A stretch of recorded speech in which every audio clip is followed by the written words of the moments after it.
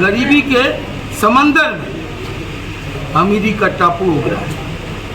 किसी का पेट खाते खाते इतना बढ़ गया है कि एवरेस्ट की चोटी को ललकार रहा है, और किसी का पेट भूख से इतना चिपक गया है वो हिंद महासागर की गहराई को नाप रहा है।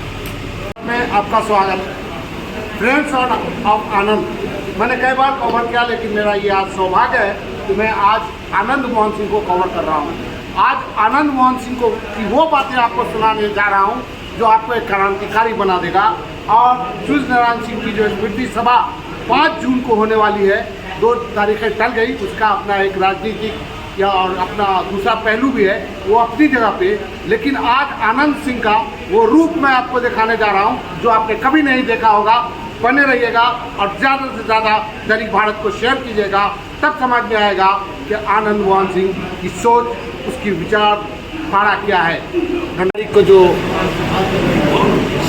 स्मृति सभा होने वाली याद किया जाए सूर्यनारायण सिंह को, उसके लिए अभी जो 2 तारीख कैंसिल हो चुकी है, तो इसका कोई असर पड़ने वाला है? कोई असर नहीं पड़ेगा। यही समझिए कि जो ग्रामीण इलाके अभी तक अछूते हैं, हम उसका दौरा करेंगे। आप देख रहे हैं असर, आपको कोई असर दिखाई पड़ रहा है? ये यूनिवर्सिटी कैंपस में हम लोग बैठे हुए हैं और यहाँ जो छात्र हैं वो संकल्पित है सूरज बाबू के लिए। सबके चेहरे गवाही दे रहे हैं। ये जो बॉडी लैंग्वेज है वही बता रहा है कोई फर्क पड़ने वाला नहीं है और मजबूती हो। सर, दशक के बाद जो है सूरज बाबू को याद करने की जरूरत क्यों पड़ी?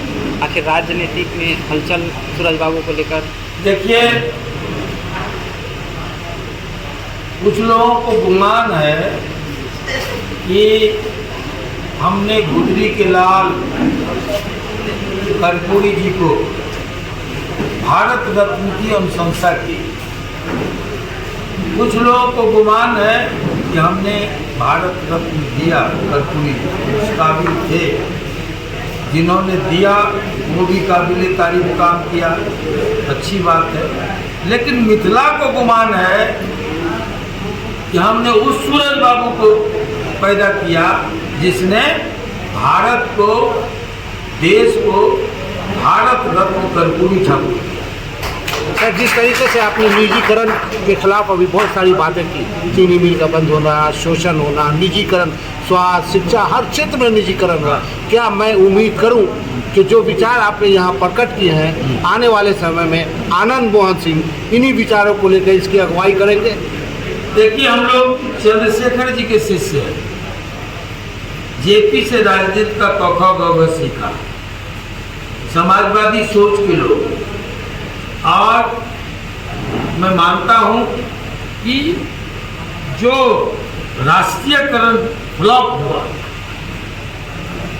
अपने कारणों से, वो निजीकरण को जन्म दिया। आज जो सरकारी महकमा है उसका जो रोल है, लगता है कि मुफ्त की रोटी खाने के लिए सरकारी महकमा है, भ्रष्टाचार करने के लिए सरकारी महकमा है। वो सरकारी लोक कल्याणकारी राज्य का जो मूल आत्मा है, मूल मंत्र है, उसको ये राष्ट्रीयकरण वाले लोग, ये जो सरकारी नौकरी वाले, सरकारी संस्थाएं, उसको समझ नहीं पाए और उनकी गलतियों के कारण निजीकरण हो रहा है। और निजीकरण ये तय मानिए कि लोकतंत्र में निजीकरण, ये दोनों एक साथ नहीं चल सकते। इसकी जो खामियां हैं, राष्ट्र को आज नकल भुगतना पड़ेगा। इनकी जो कमियां हैं उसके खिलाफ नौजवानों को उठना पड़ेगा। आज जब आप सरकारी नौकरी वाले को जाइए, वो 3 घंटा काम करने के लिए तैयार नहीं है। और कॉर्पोरेट घराना आइए, पढ़े लिखे नौजवान 12 घंटे से कम उसका शोषण नहीं हो रहा है। ये दोनों गलत है। समाधान क्या है सर? समाधान है इसके, देखिए जो कुछ हो रहा है हर क्रिया की प्रतिक्रिया होती है। शोषण के खिलाफ तो कब तक आप ठगिएगा, कब तक ये शोषण की चक्की में नौजवानों को पीसिएगा। ये निश्चित तौर पर नौजवानों के लिए एक बड़ी चुनौती है।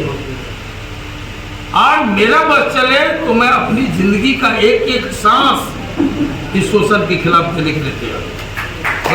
नौजवान सर एक तरफ जो है सर गठबंधन की सरकार है, एक सरकार जो मैं किसी सरकार का प्रवक्ता नहीं हूं, मैं आनंद मोहन हूं, सीधी। आप जो गलत होगा उसको गलत कहते रहेंगे जिंदगी के आखिरी सांस तक, मरते दम तक। निजीकरण का जो शोषण है इस पर कोई पर्दा नहीं दे सकता, इसका कोई पक्ष नहीं ले सकता।